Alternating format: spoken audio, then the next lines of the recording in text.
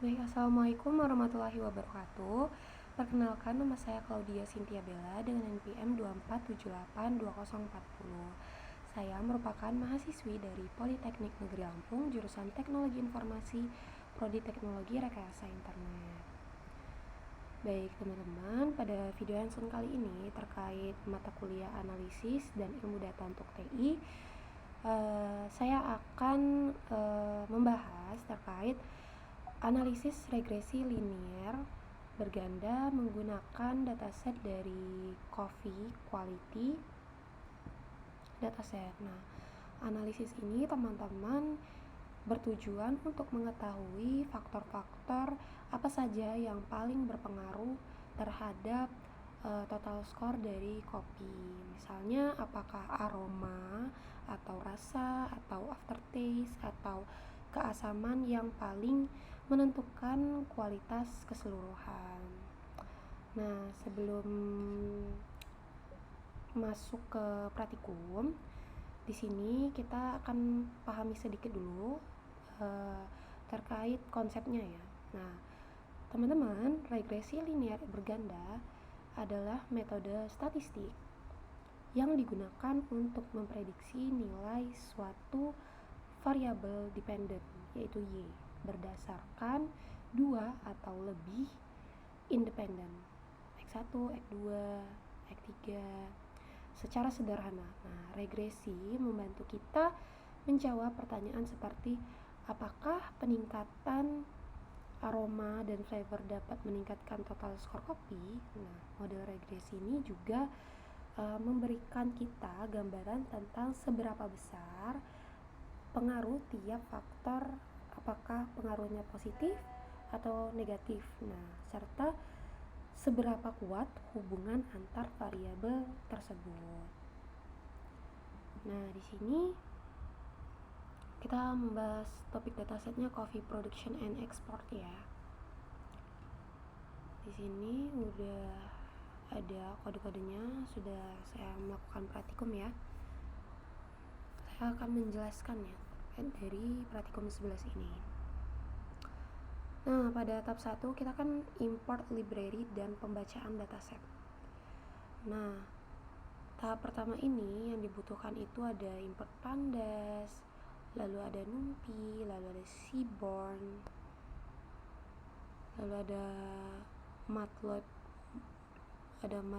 Kita akan membahas serta ada Stats Models ya. Saya akan membahas pandas, NumPy, Matlab, dan Stats ini. Nah, pandas itu untuk mengolah dan memanipulasi data. Lalu NumPy itu untuk perhitungan matematis.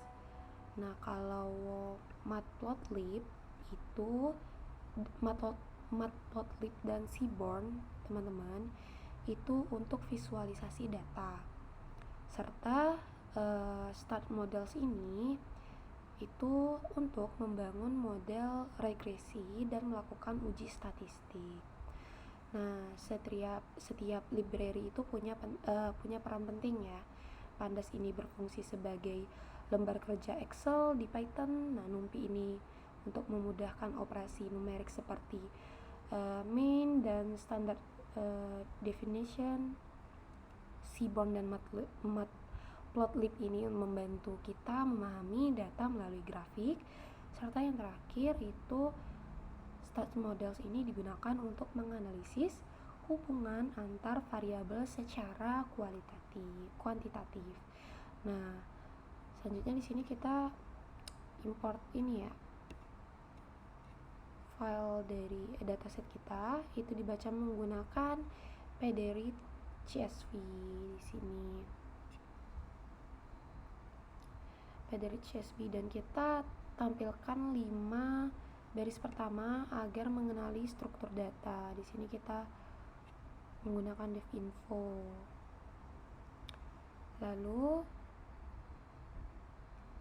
dari hasilnya teman-teman di sini terdapat 989 baris dari data dan 23 kolom yang berisi informasi seperti asal kopi, metode pengelolaan serta skor-skor penilaian sensori.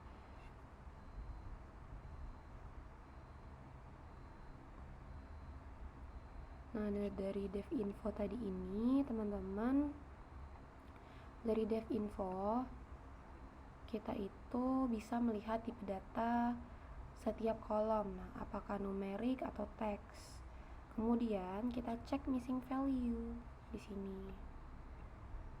Missing value untuk memastikan tidak ada nilai yang kosong pada kolom penting seperti skor, aroma, atau flavor.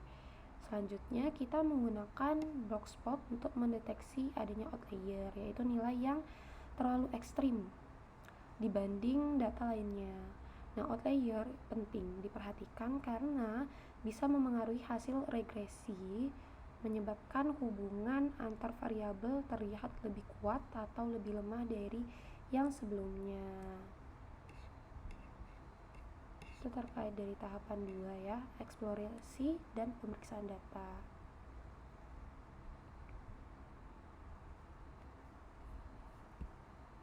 Nah, ini visual missing value-nya, ini jumlah missing value tiap kolom. Nah, di sini kita masuk ke tahap 3 terkait pemilihan variabel dependen dan independen. Nah, setelah memahami data, kita tentukan variabel yang akan dianalisis. Nah, variabel Y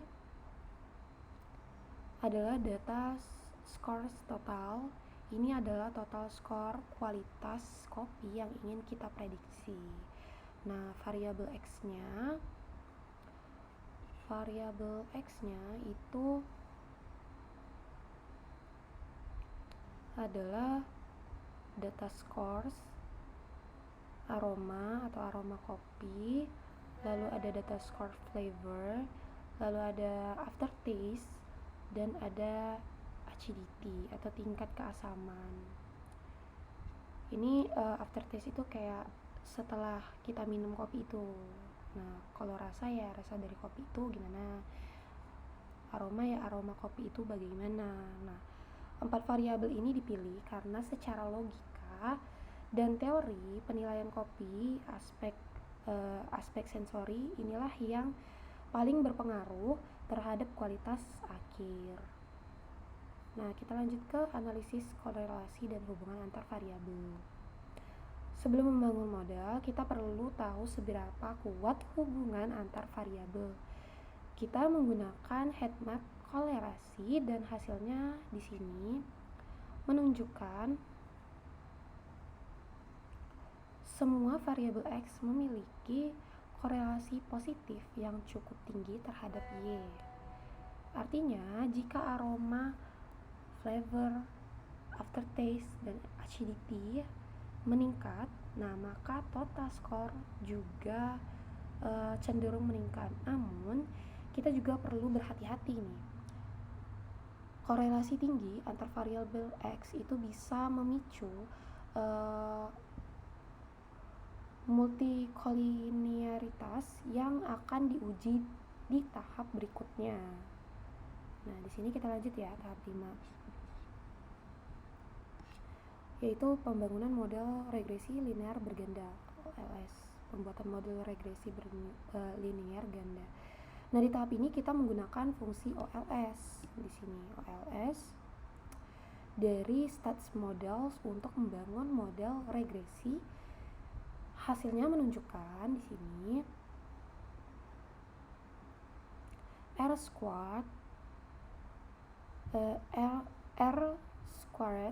sama dengan 0,83. Artinya 83% variasi nilai total skor dapat dijelaskan oleh keempat variabel independen.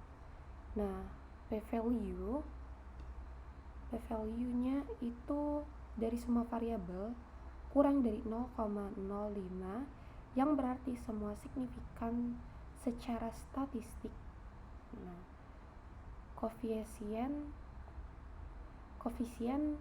positif menunjukkan bahwa peningkatan skor pada variabel tersebut akan menaikkan total skor kopi. Sebagai contoh, variabel flavor memiliki koefisien tertinggi menandakan bahwa rasa menjadi aspek yang paling berpengaruh terhadap total skor.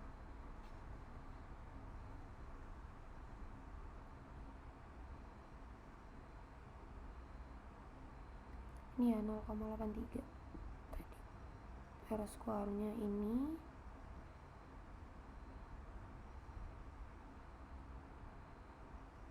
kita lanjut di tahap 6, uji asumsi klasik atau interpretasi singkat hasil model ya. Di sini kita bahas di tahap 7. Di sini ada 7.1, 7.2 dan 7.3. Lalu ada terakhir 7.4. Dari residual dulu ya. Nah, dengan Shapiro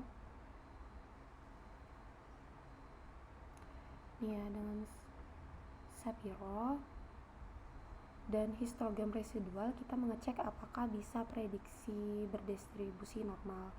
Hasilnya di sini menunjukkan p-value kecil, artinya sedikit menyimpang dari normal namun masih bisa diterima. Di sini kita lanjut ke multikolinearitas.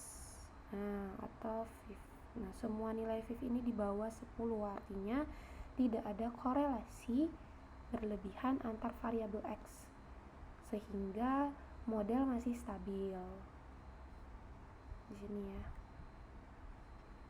Model masih stabil. Kita lanjut ke 7.3. Uji homoskedastisitas ya. Nilai p-value kurang dari 0,05 menandakan adanya indikasi heteroskedatitas. Artinya variance error tidak konstan meski efeknya tidak terlalu besar. Di sini terkait dari gambar 7.3.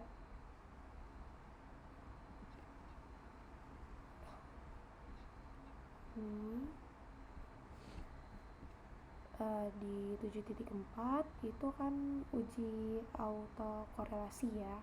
Nah, nilai DW itu sebesar 1,27 menunjukkan sedikit autokorelasi positif namun masih wajar karena data ini bersifat cross sectional, bukan runtun waktu ya.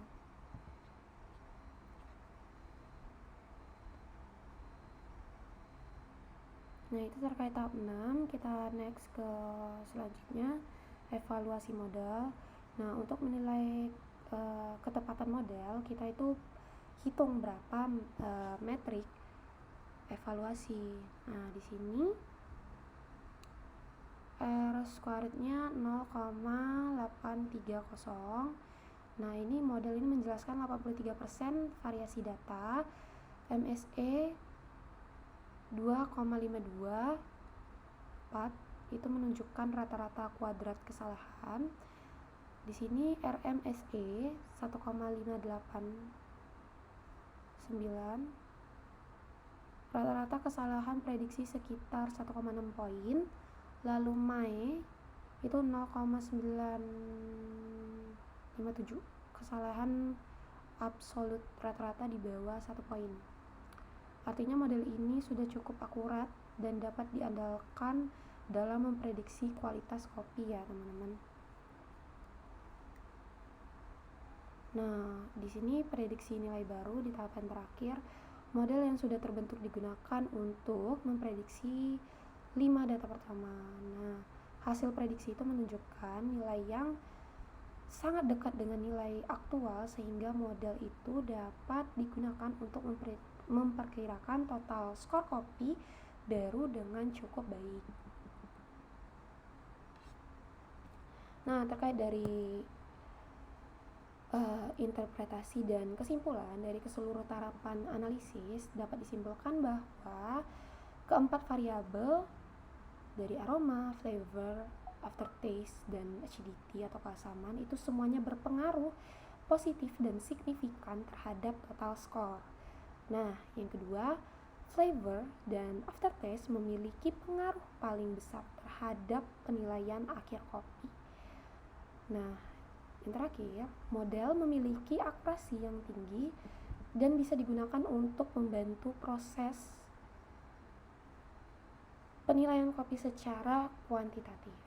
Dengan kata lain, semakin baik aroma, rasa, sensasi aftertaste, dan keasaman suatu kopi, maka semakin tinggi pula kualitas totalnya.